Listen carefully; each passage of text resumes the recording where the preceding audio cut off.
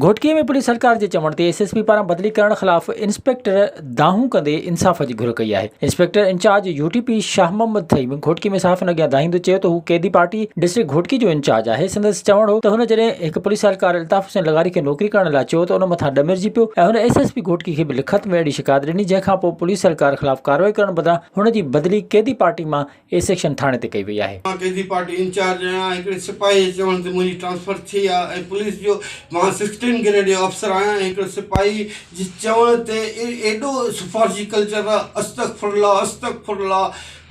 मां आईजी साहब खे ऐं डीआईजी साहब खे मां रिक्वेस्ट कंदुमि, ख़ुदा जे वास्ते पुलिस जी इज़त बरक़रार रखो ऐं ख़ुदा जे वास्ते रहम कयो पुलिस ते। एहतजाज कंदड़ जो चवणो त एसएसपी घोटकी हिकु पुलिस सरकार जे चवण ते हुन सां नाइंसाफ़ी कई आहे। आईजी डीआईजी सखर ऐं एसएसपी खे अपील कई त हिकु पुलिस सरकार जे चवण ते कयल हुन जी बदली रद्द करे साणुसि इंसाफ़ कयो वञे। विज़िट कयो अवामी आवाज़ मीडिया ग्रुप जी वेबसाइट awamiawaz.pk।